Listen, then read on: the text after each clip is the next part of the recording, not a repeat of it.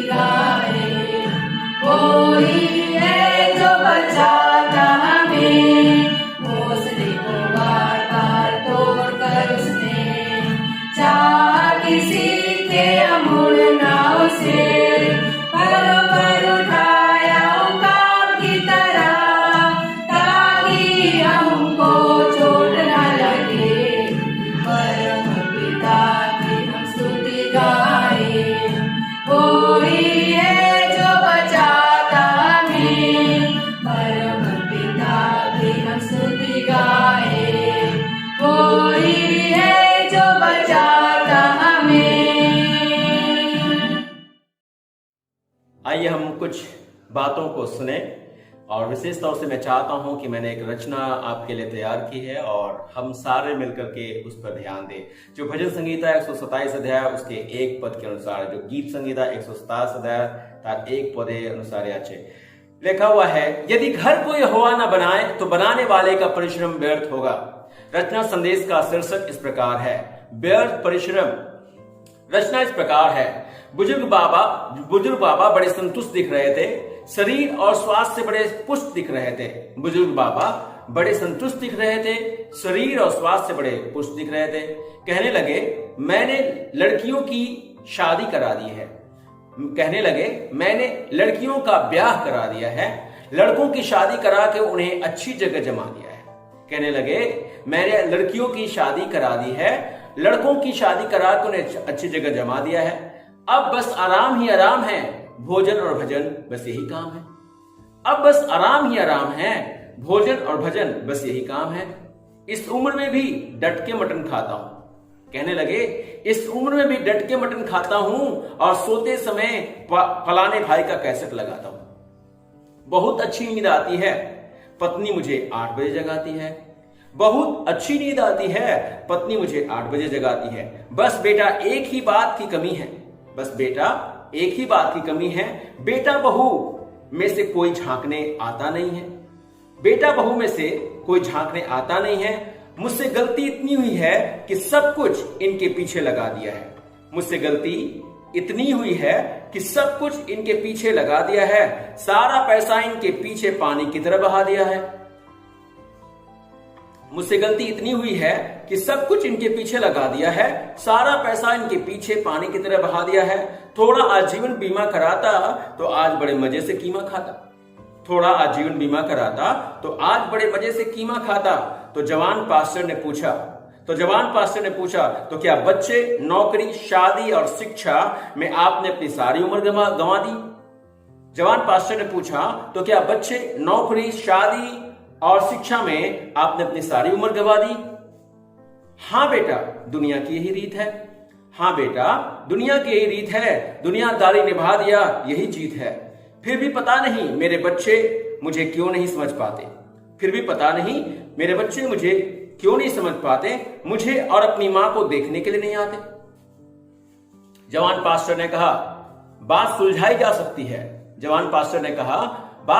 सकती है, बिगड़ी बात अभी भी बनाई जा सकती है। आपने अपने बच्चों को दुनिया से मिलवाया है, अब दुनिया बनाने वाले से मिलवाना होगा। संसार के ईश्वर से नहीं, संसार के रचनाकार से उन्हें नया बनवाना होगा।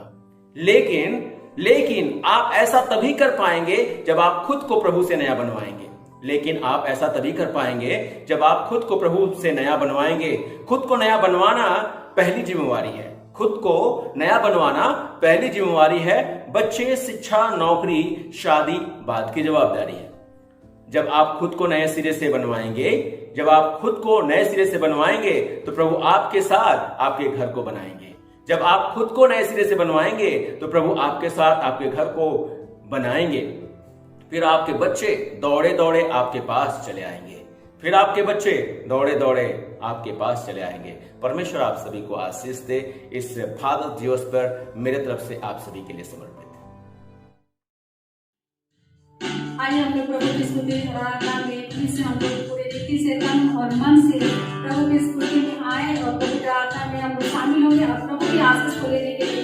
आज जबकि हम सुबह चर्च में उपस्थित हैं, हम प्रभु की आशीष को लेने के लिए चलते हैं और परमेश्वर हमें सारी बातों, सारी समस्याओं से हमें आजादी को देंगे। हम विश्वास करें और प्रार्थना के साथ प्रार्थना के मूड में बैठे और प्रभु की महिमा और आशीष को लेने के लिए तैयार हो जाए।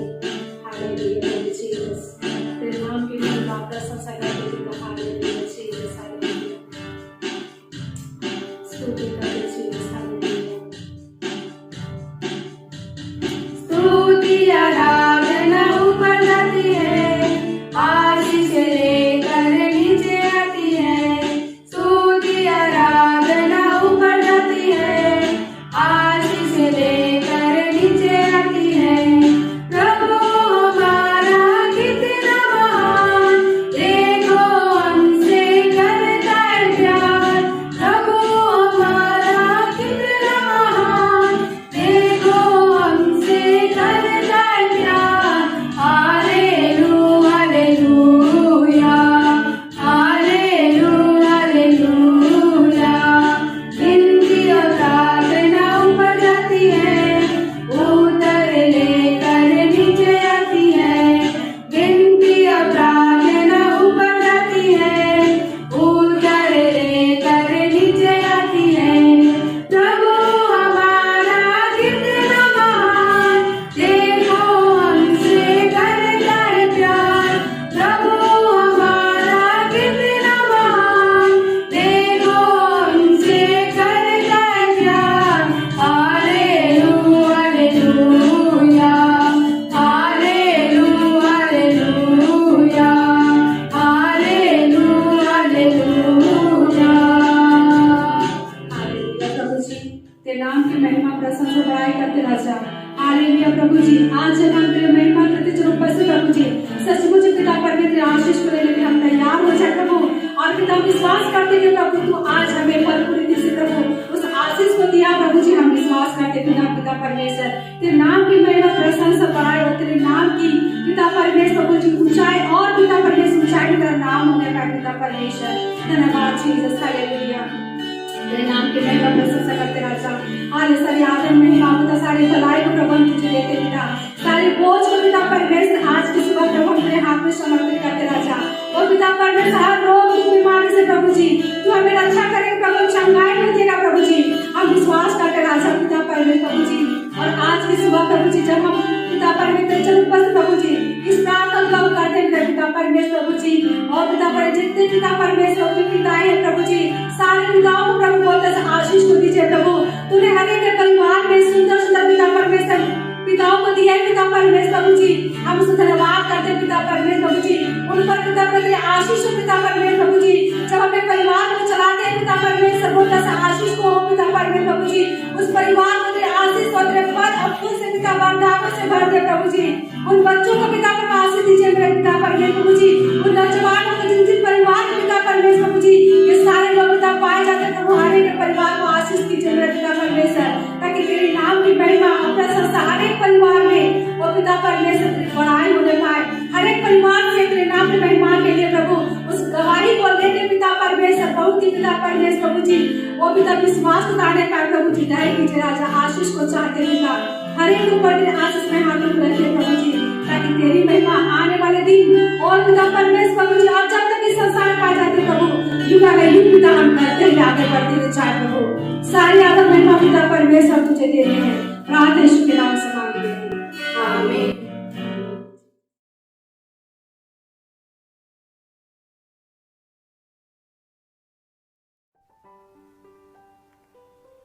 आज की सुबह मैं आप सभी का स्वागत करता हूं प्रभु यीशु मसीह के नाम में, और मैं चाहता हूं कि जब तक हम बैठते हैं तब तक बड़े ध्यानपूर्वक आज इस वचन को हम सुने जो परमेश्वर चाहता है कि हम जानें। कई एक बार हमने ऐसे विषयों पर बातचीत भी किया है और आज फिर से मैं चाहता हूं, जबकि आज पूरे विश्व में लोग फादर्स डे पालन करते हैं, हम भी क्यों नहीं ऐसे अवसर का लाभ उठाएं और परमेश्वर की दी गई सारी उन बातों को याद करें जो हमारे परिवार, हमारे जीवन, हमारे बच्चे, हमारे लोगों के लिए आशीष का कारण है। परमेश्वर की स्तुति हो, परमेश्वर की प्रशंसा। और आज मैं बातचीत कर रहा हूं एक पिता का कर्तव्य। पिता हमेशा कर्तव्य परायण रहता है और उसके कार्य की अवलोकना अगर हम करने की कोशिश करें तो शायद उसके सारे कार्य वो जो भी करता है वो अपने परिवार की खुशी, अपने बाल बच्चों की खुशी, उनकी ज़िंदगी की सारी सुख सुविधाओं के लिए अपने जीवन के अंत तक कर्तव्यनिष्ठ रहता है, ताकि वो देखे कि जो कुछ वो कर रहा है उसके द्वारा उसका परिवार, उसके लोग संतुष्ट हैं। लेकिन अगर हम पिता के विषय में अगर बातचीत करने की कोशिश करें कि पिता कौन है, तो मैं यूँ कहूँगा कि पिता वो जरिया है जिसके चलते हम और आप इस संसार में अस्तित्व में हैं। नंबर 2, अगर पिता के विषय में जानना चाहें तो पिता वो शख्स है जो हमारी सारी ज़रूरत की चीज़ों को हमें प्रदान करता है। नंबर 3, अगर देखें तो पिता वो जन है जो हमें और आपको सुधारता है। नंबर 4, वो एक ऐसा जन है जिसका प्रेम हमारे लिए निस्वार्थ होता है, उसमें कोई स्वार्थ छिपा हुआ नहीं है, वो निस्वार्थ हमसे प्यार करता है। और ठीक ऐसा ही हमारा परमेश्वर है। अगर इन 4 बिंदुओं को हम परमेश्वर से जोड़ दें तो वही हमारे जीवन का इस संसार में होने का एकमात्र स्रोत है। हमारे और आपके जीवन की सारी बातों का पूरक है वो हमें और आपको हर एक गलत मार्गों से सुधार करके सही मार्ग पर ले आता है। और लास्टली वो हमसे एक ऐसा प्यार करता है जिसमें कोई स्वार्थ छिपा हुआ नहीं है। हालेलुया। परमेश्वर की स्तुति हो, परमेश्वर की बड़ाई हो, परमेश्वर की महिमा हो। आइए हम परमेश्वर के वचन की ओर थोड़ा ध्यान दें। परमेश्वर का वचन मलाकी की पुस्तक उसके 4 अध्याय उसके 6 पद में परमेश्वर का वचन कहता है, मलाकी की पुस्तक 4 अध्याय उसका 6 पद, वह माता पिता के मन को उनके पुत्रों की ओर और पुत्रों के मन को उनके माता पिता की ओर फेरेगा, ऐसा ना हो कि मैं आकर पृथ्वी का सत्यानाश करूं। ये शब्द को पढ़ने के बाद मेरे प्रिय, आज इस बात की समझ हमें आती है कि परमेश्वर कितना ज्यादा एक परिवार और परिवार के उन सारे सदस्यों के विषय में विचार करता है। परिवार से परमेश्वर का कितना बड़ा संपर्क है, बड़ा संबंध है। और आजकल के ज़माने में, आजकल के समय में लोग परिवार में ही रहते हैं। और ये बात सिर्फ आज ही नहीं है, प्रारंभ काल से जब से शुरुआत हुआ, जब से लोग वास करना शुरू किए इस पृथ्वी पर, तब से लोग परिवार में रहते हुए आए हैं। लेकिन विश्व में ऐसी अवस्थाएं आ गई हैं कि परिवार का संचार धीरे धीरे बदलना शुरू हो चुका है। वर्तमान परिवारों की अगर तुलना की जाए तो हमारे वर्तमान काल के परिवार बहुत छोटे हैं और परिवार एक साथ ही रहते हैं, लेकिन वे छोटे परिवार हैं जिसमें सिर्फ माँ बाप और बच्चे हैं। लेकिन इसके पहले जो परिवार हुआ करते थे उसमें दादा दादी, नाना नानी, चाचा चाची, मामा मामी, ममेरे भाई बहन, चचेरे भाई बहन सारे हुआ करते थे। और परिवार या उस परिवार को घराना भी कहा जाता था। और उस घराने में हो सकता है कि नौकर चाकर भी थे, सहायक भी थे, कार्यकर्ता भी थे, ये सारे पाए जाते थे। लेकिन अभी इन समयों में जब चीजें बदल गई हैं और लोग शहरों की तरफ पलायन करना शुरू कर चुके हैं, तो परिवार का पूरा स्वरूप परिवर्तित हो गया है। परिवार छोटे हो गए हैं और सिर्फ कुछ ही लोग, गिने चुने ही लोग परिवारों में हैं। और परिवार में रिश्तेदारों का आना जाना भी बहुत मुश्किल से पाया जाता है। लेकिन इसके चलते बहुत सारा संघर्ष भी दिखाई दे रहा है परिवारों के अंदर। छोटे परिवार अब टूटने लगे हैं, परंतु अब यह अलगाव इसलिए आता है, ये दुख दर्द इसलिए आता है और ये टूटते हुए परिवार इसलिए दिखाई देते हैं क्योंकि उनमें सामंजस्य बनाए रखने का विषय नहीं दिखाई देता। सबसे बड़ी समस्या यह है कि अधिकतर बच्चों के ऊपर पिता का प्रभाव लगभग पूरी रीति से हटा हुआ है। पिता का प्रभाव अपने परिवार से बहुत दूर है। कारण क्या है जानते हैं टूटते परिवारों का? बदलती हुई जीवन शैली। हर दिन, हर पल, हर क्षण हमारी दुनिया बदल रही है। लोगों में शहर के प्रति खिंचाव आता चला जा रहा है और पिता का प्रभाव धीरे धीरे अपने परिवार से, अपने बाल बच्चों से खोता हुआ चला जा रहा है। बहुत ही सोचनीय, विचारणीय विषय है, सोचने का विषय है। हम इतना मेहनत करते हैं, हम इतना काम काज करते हैं, हम सब कुछ करके, इंतज़ाम करके अपने परिवार के लिए सब कुछ करते हैं, लेकिन फिर भी अगर मेरे परिवार की स्थिति ऐसी है तो मुझे क्या करने की आवश्यकता है, मुझे और क्या करने की ज़रूरत पड़ेगी। एक समय था जब लोग एक साथ रहा करते थे और एक साथ मिलकर के बैठ कर के बातचीत किया करते थे, लेकिन अभी लोगों के पास इतना समय नहीं है कि आपस में बातचीत करें या किसी बात का थोड़ा सा भी मौका उठा करके उस पर थोड़ा हंस सके। क्योंकि दुनिया इतनी व्यस्त हो गई और हम इतने व्यस्त हो गए हैं कि हमारे पास मौका ही नहीं है कि हम बैठ करके आपस में एक दूसरे से बातचीत कर सके, क्योंकि हमें इस दुनिया की चीज़ों ने इतना बांट दिया है कि हमारे पास समय ही नहीं है। हमारे पास समय ही नहीं है। आजकल के युवक अधिकतर समय टीवी में या फिर फोन में या फिर ट्विटर में या फिर टिकटॉक में या फिर पबजी या अन्य चीजों में ही व्यतीत करते हैं अपने समय को। इनमें से किसी के कार्य में वे पूरे परिवार में संलग्न नहीं होते। किसी भी बात के लिए अगर आप उनसे बातचीत कर लें तो वे परिवार में किसी तरीके से संलग्न नहीं है। और कोई भी ऐसी बात हमारे परिवार में नहीं होती जिसके द्वारा हम अपने बच्चों को पिछले दिनों की शिक्षाओं को दे सकें कि परिवार कैसे रहा करते थे। इनके चलते, इन सारी चीजों के चलते, इन बदलावों के चलते हमारे जवानों पर इसका बहुत बुरा असर पड़ता चला जा रहा है। और परिवार में सेंध लगा करके शत्रु अपना जोर लगा करके हमारे घरों में घुस गया है, जिसमें हमारे जवानों के अंदर नशे की आदत, लड़ाई झगड़े की आदत, असमय यौन संबंध की चाहत, और यहां तक कि ऐसे समय आ चुके हैं जहां पर पति और पत्नी में संबंध विच्छेद भी होता हुआ नजर आ रहा है। ऐसा लगता है कि अब बहुत से जवान बच्चे ये नहीं जानना चाहते कि वे किस परिवार से हैं। वे अपने परिवार के विषय में भी सुनना पसंद नहीं करते।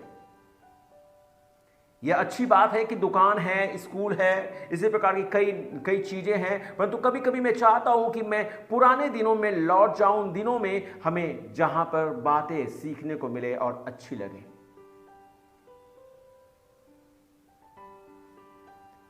ऐसी दशा में क्या अभी भी कोई रास्ता बचा हुआ है जहां पर हमारे घर, हमारे परिवार, हमारे बच्चों का जीवन इस प्रकार से हो गया है?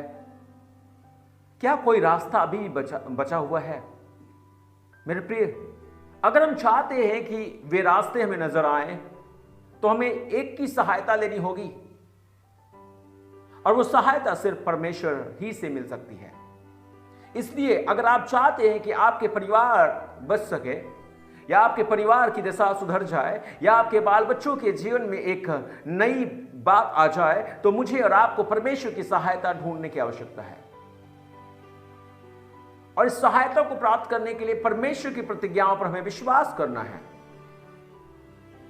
और नंबर 3, हमें करने की आवश्यकता, एक दूसरे को हमें प्यार से देखने की आवश्यकता है। इन परिवर्तनों के चलते मेरे प्रिय, आज पूरी दुनिया और जीवन बुरा दिखने लगा है। कई दुखपूर्ण पारिवारिक परिस्थितियों के अंदर लोग जीवन व्यतीत कर रहे हैं, परंतु परमेश्वर ऐसे परिवारों की सहायता करने की प्रतिज्ञा करते हैं जिन पर शैतान ने धावा बोला है। परिवार की नींव परमेश्वर ने डाली है। परमेश्वर ने देखा कि मनुष्य का अकेला रहना अच्छा नहीं, तो उसने स्त्री की रचना की और उसे पुरुष के पास ले आया ताकि वे दोनों एक तन होकर के रहे। क्योंकि परमेश्वर के विषय में लिखा हुआ है कि परमेश्वर बदलता नहीं, और उसी ने सभी ज्योतियों को बनाया, वह ना बदलने वाला और कभी भी उनकी छाया नहीं बनती, अर्थात वह ज्योति पिंडों को बनाने वाला है। प्रारंभ ही में परमेश्वर ने परिवार को भला जानकर बनाया। परमेश्वर आज भी परिवारों को उसी भले स्वरूप में देखता है। जो घराना परमेश्वर का भय मानता है, उसे आशीष देने की परमेश्वर ने प्रतिज्ञा की है। परमेश्वर का वचन भजन संगीता 128 अध्याय उसके 3 पद और 4 पद को हम देखें तो उसमें लिखा हुआ है, उसके पहले मैं 1, 2, 3, 4 को पढ़ूंगा, और उसमें लिखा हुआ है, गीत संगीता तार 128 अध्याय तार 1 पद के 4 पद लिखा हुआ है, क्या ही धन्य है हर एक जो यहोवा का भय मानता है। आज भय लोगों के जीवन में यह है कि हमारे बच्चों का भविष्य ना खराब हो जाए, हमारे बच्चे फेल ना हो जाए, हमारी नौकरियां ना चली जाए, हमें काम से निकाल ना दिया जाए। पता नहीं, ऐसे भय हमारे मनों में बहुत काफी है। लेकिन परमेश्वर का वचन कहता है कि हर एक जो यहोवा का भय मानता है और उसके मार्ग पर चलता है, तू अपनी कमाई को निश्चय खाने पाएगा, तू धन्य होगा और तेरा भला ही होगा। वचन कहता है किसका भय मान? यहोवा का भय मान। आज लोगों के अंदर परमेश्वर का भय नहीं है।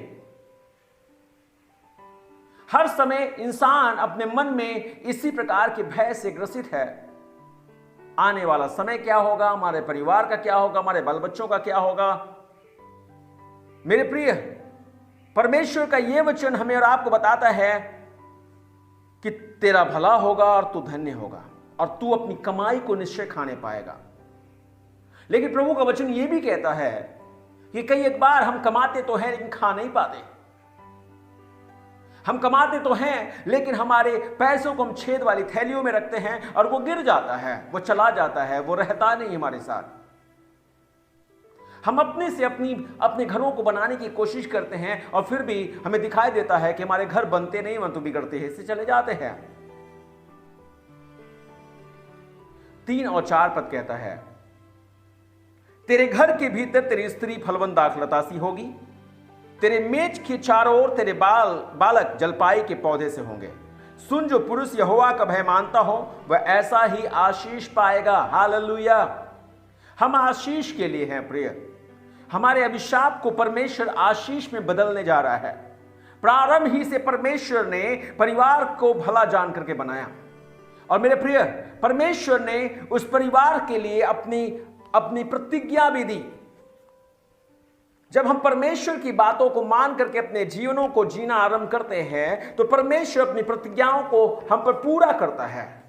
अगर आप देख रहे हैं कि आपके घर की दशा इस प्रकार की है तो मैं चाहूंगा मेरे प्रिय, अभी भी आशा है हमारे पास, अभी भी हमारे पास मौका है, अभी भी समय है कि हम समय रहते ही अपने आप को सावधान कर लें। क्योंकि उत्पत्ति की पुस्तक उसका 12 अध्याय उसके 1 से लेकर के 3 पद अगर आप देखने की कोशिश करें,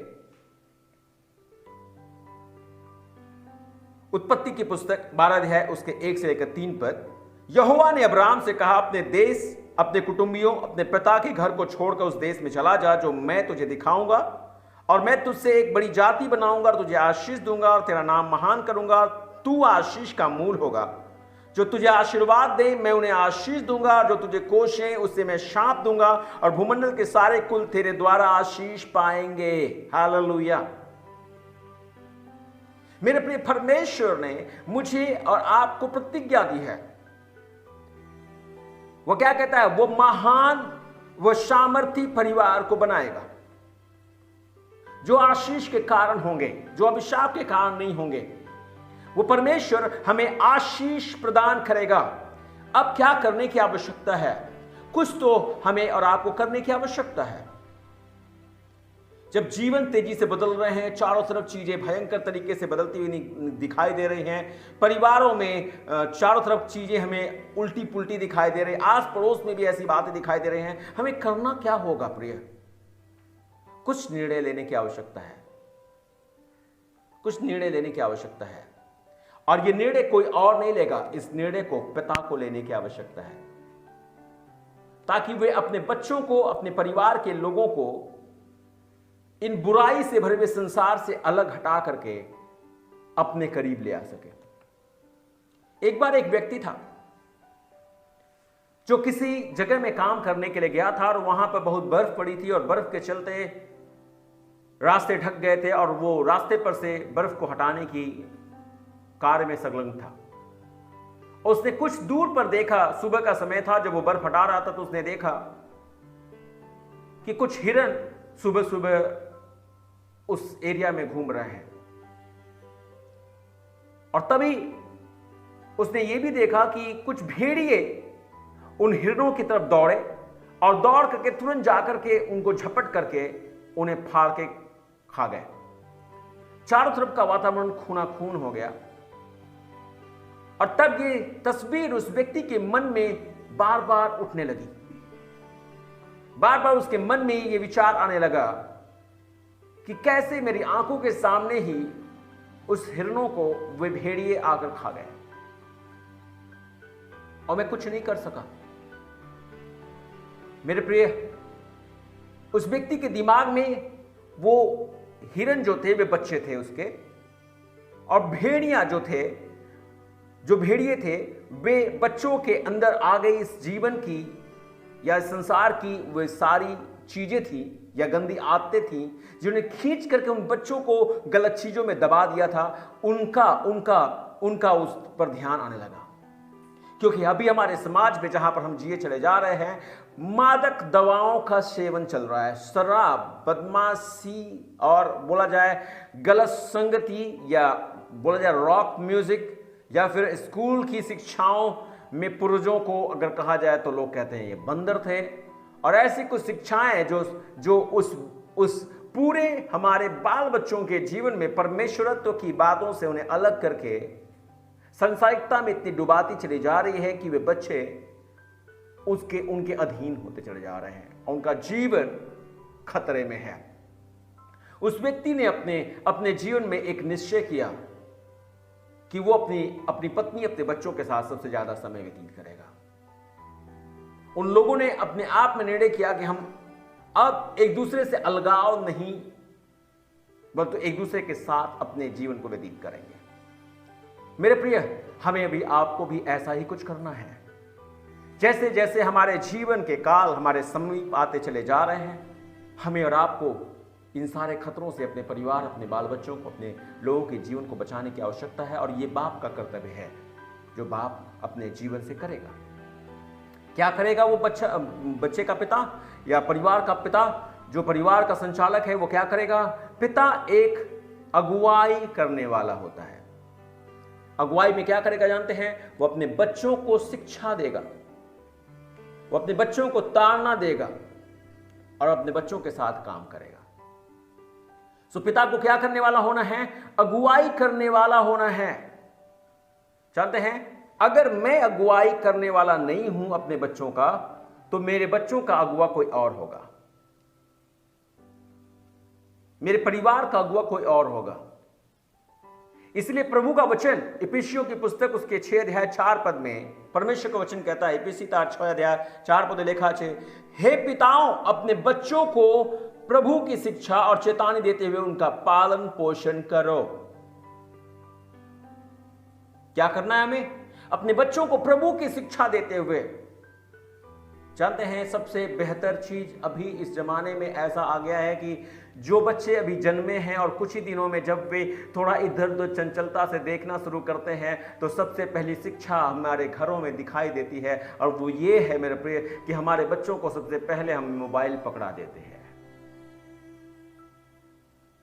ताकि वो बच्चा हल्ला नहीं मचाए, वो चिल्लाए नहीं, वे शांति से पड़ा रहे ताकि हम आसानी से अपने सारे काम कर सकें। और बड़े खुश होते हैं, हमारा बच्चा कितना शांत है।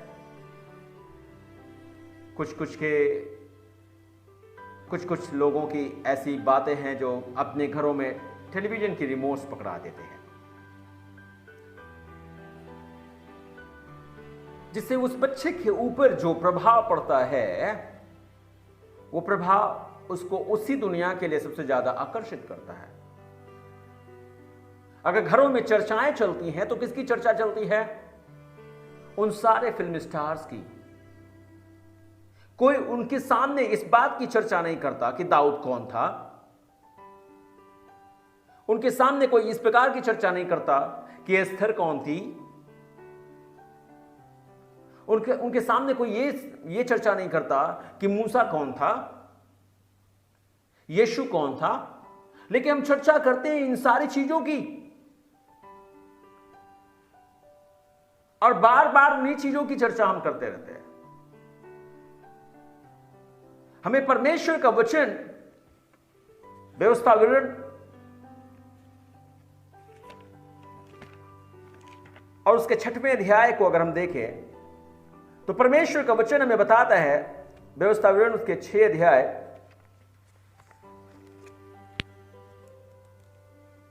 और उसके 4 पद में बोलता है, हे इज़राइल सुन, यहोवा हमारा परमेश्वर है, यहोवा एक ही है।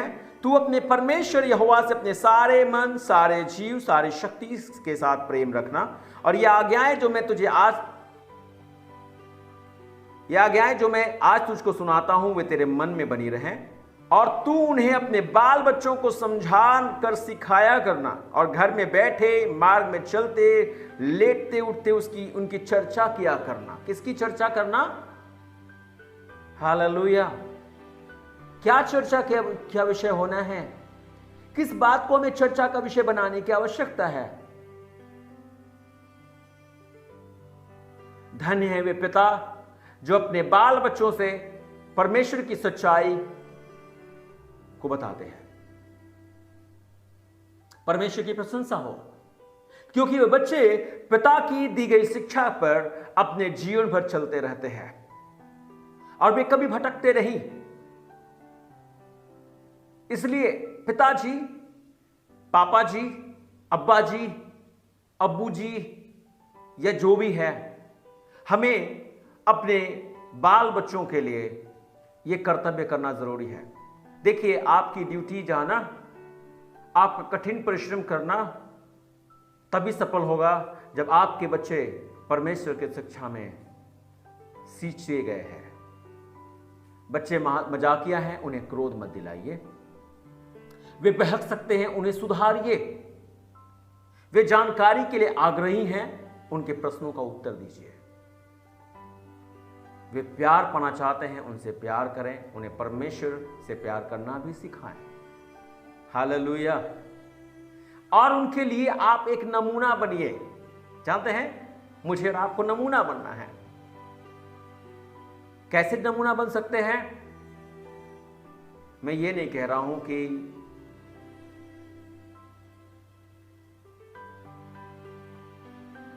वे सारी बातें जो मेरे बच्चे पर गलत प्रभाव डाल सकती हैं वे मेरे नमूना का कारण नहीं। सो क्या किन बातों के द्वारा मैं नमूना बन सकता हूं? हर एक समय ध्यान रखें कि कौन सी बातें हैं जो मेरे बच्चे या मेरे परिवार के लोगों को सही मार्ग दर्शा सकती है। तो पहला चीज हमें और आपको करने की आवश्यकता है, प्रार्थना के जीवन में आप नमूना बने। आपका जीवन प्रार्थना का हो, आपके जीवन में बाइबल अध्ययन हो जो वो नमूना का काम करे। और नंबर 3, आप देने वाले हो। परमेश्वर की महिमा के लिए आप अपने जीवन में देने वाले बने और साथ साथ में उन्हें सिखाएं। क्या सिखाएं? किस प्रकार से समय का सदुपयोग करना है और साथ साथ में यह भी सिखाएं कि कैसे हमें बचत करनी है और उनके गुणों वरदानों को समझ करके उन्हें प्रोत्साहित करें कि बेटा आप ऐसा ही करते चले। और लास्टली उसी में और कुछ मैं जोड़ दूं जो बच्चों के लिए होगा। और बाल बच्चों का कर्तव्य यह होना है कि वे अपने माता पिता का आदर करें, वे अपनी माता पिता की आज्ञाओं का पालन करें और हमेशा अपने मां बाप को खुश रखें। हालेलुया। सो पहले चीज जो बाप को अगुवाई करने वाला होना है। नंबर 2, जब ऐसा वो करता है तो उसके द्वारा आशीष आती है, आशीष आती है। हालेलुया। परमेश्वर उनके परिवार में अपनी आशीष उंडेलता है। लेकिन आखिरी अंश हम चले, पिता को चुनाव करना वाला बनना है। पिता को यह निर्णय करना है कि वे परमेश्वर की सेवा करेंगे और वे बुराई से बचे रहेंगे। और यहोशू ने अपने जीवन के काल में अपने लोगों के सामने यह प्रश्न रखा था, जो बाप दादा थे उनसे यह सवाल किया था। इसलिए अब यहोवा का यह भय मानकर उसकी सेवा खराई और सच्चाई से करो और जिन देवताओं की सेवा तुम्हारे पुरखा महानद के उस पार और मिस्र में करते थे उन्हें दूर करके यहोवा की सेवा करो। यदि यहोवा की सेवा करनी तुम्हें बुरी लगे तो आज चुन लो कि तुम किसकी सेवा करोगे। परंतु उसी में लिखा हुआ, परंतु एक पिता निर्णय करता है, परंतु मेरा परिवार, परंतु मेरे बच्चे, मेरी पत्नी, मेरा घराना, मेरे जीवन भर जब तक मैं जीऊंगा और वे जब तक जिएंगे अपने परमेश्वर की नित्य सेवा करते रहेंगे। अपने जीवन में हमें निश्चय करना है और जब मैं निश्चय कर लेता हूं और निश्चय के साथ चलता हूं तो मैं आशीषित होता हूं। आपका निश्चय आपके परिवार की आशीष का कारण है, आपके बाल बच्चों की आशीष का कारण है। आपकी सारी मेहनत पर परमेश्वर आशीष देना चाहता है, लेकिन वो चाहता है कि आप और हम सारे जो पिता हैं वे निर्णय करें हमें कैसे जीवन के इन दिनों को जीना है। सिर्फ हम ही तक परमेश्वर की बातें सीमित नहीं रह जाएं, सिर्फ हम ही धर्मी नहीं रह जाएं, परंतु उन तक भी ये सत्य प्रकट हो जाए ताकि वे भी जीवन को प्राप्त कर पाए। हालेलुया। परमेश्वर की स्तुति हो। मैंने पिता के विषय अगर बात करना होता तो मैं यूं बोलता कि नूह के समान एक बाप हमें बनने की आवश्यकता है। मैंने सिर्फ शुरुआती अंश को लिया है नूह का, कि नूह ने उस समय भी अपने जीवन में एक ऐसा जीवन जिया था कि उसके बाल बच्चे भी उसका साथ देते थे। अगर आपके परिवार की दशा ऐसी नहीं है कि आपके बाल बच्चे आपका साथ दे रहे हैं, आपका घर टूटता सा नजर आ रहा है, आप परेशानियों के अंदर हैं अपने बाल बच्चों को लेकर के, आप टूट गए हैं, आपका मन व्यथित हो गया है, अभी भी रास्ता है प्रिय, अभी भी सहायक आपको सहायता करने के लिए तत्पर है। क्या हम और आप परमेश्वर की सहायता पाने के लिए उसके पास आएंगे? क्या हम और आप उसके पास चलेंगे जो हमारी और आपकी सहायता कर सकता है? क्या हम उसकी प्रतिज्ञा पर भरोसा करेंगे? और क्या हम एक दूसरे को प्यार से देखेंगे? अगर अभी भी आपके घर में नफरत का विषय चल रहा है, अभी भी ऐसा समय चल रहा है आपके परिवार में जहां पर शांति की बातचीत नहीं चलती, जहां पर युद्ध छिड़ा रहता है, तो मैं आज इस सुबह की घड़ी में चाहता हूं आप अपने आप को परमेश्वर के हवाले सौंपें। उससे कहें, प्रभु मैंने अपने परिवार को अपने से खो दिया है, मेरी गलतियों के लिए माफ कर दे और मुझे स्वीकार कर, मुझ पर दया कर। अगर आपने ऐसा जीवन जिया है जिससे आपके घराने पर ऐसी कोई आंच नहीं है, तो प्रभु का धन्यवाद कीजिए और आगे बढ़ते जाइए, ताकि मेरे प्रिय आप सारे पिताओं में धन्य गिने जाएं, सारे पिताओं में धन्य गिने जाएं। हालेलुया। आइए अपनी आंखों को बंद करें, हम प्रार्थना करें। स्वर्गीय पिता, हम तेरे नाम का धन्यवाद करते हैं। जब तूने पिता परमेश्वर परिवार की रचना की और तूने चाहत रखा पिता परमेश्वर कि ये सारे परिवार तेरी महिमा के कारण हो, और पिता परमेश्वर तूने सारी जिम्मेवारी जब तूने पिता परमेश्वर पुरुष को सौंपी, मेरे सामर्थ्य पिता परमेश्वर उसका कर्तव्य को निभाने में, उस कर्तव्य को उठाने में तू उसकी सुध ले। जीवन की चिंताओं का बोझ बहुत बड़ा है, जिसको उठा करके चलना मनुष्य के लिए बहुत गहन है प्रभु, लेकिन मैं विश्वास करता हूं मेरे पिता परमेश्वर जो मुझे सामर्थ्य प्रदान करता है, उससे मैं सब कुछ कर सकता हूं। मेरे सामर्थ्य पिता परमेश्वर अपने बच्चों को शक्ति और सामर्थ्य, और जे परमेश्वर जो अपने परिवारों को देख रहे हैं पिता परमेश्वर, जहां पर बच्चे और बच्चियां अपनी मनमानी कर रहे हैं पिता परमेश्वर, उनका घराना अपनी मनमानी में जा रहा है प्रभु जी, और नशे की दुनिया में है और शराब की लत में घुस गया है पिता परमेश्वर, और खुदा बाप मेरे पिता परमेश्वर उस गंदगी में पिता परमेश्वर जो संसार की है उसमें डूबता चला जा रहा है प्रभु। ऐसे समय में पिता परमेश्वर इन परिवारों पर दया कर, हर एक बाप, हर एक बहन, हर एक माँ पर अनुग्रह कर जीते परमेश्वर, ताकि ऐसे समय में उनके घुटने तेरे सामने टिकना आरंभ हो पिता परमेश्वर। और क्योंकि तेरा वचन कहता है परंतु पहले उसके राज्य, उसकी धार्मिकता की खोज करो, तब सारी वस्तुएं तुम्हें दे दी जाएंगी। मेरे स्वामी, ये सारे लोग जब तेरे राज्य और धार्मिकता की खोज करना आरंभ करें, बहुत परमेश्वर इनका परिवार इन्हें वापस दिया जाए, इनके बाल बच्चे वापस दिए जाए, उनकी गलत आदतें सुधर जाए प्रभु जी, उनका जीवन बदल जाए मेरे पिता परमेश्वर, उन घरों में शांति और चैन आ जाए पिता परमेश्वर। और खुदा बाप मेरे पिता परमेश्वर घर खुदा बाप आनंद का घर कहलाए पिता परमेश्वर, और पिता परमेश्वर ये कहने पाए जिस घर में यीशु है कितना आनंद है, और शांति का घर है, आनंद और मुक्ति का घर है।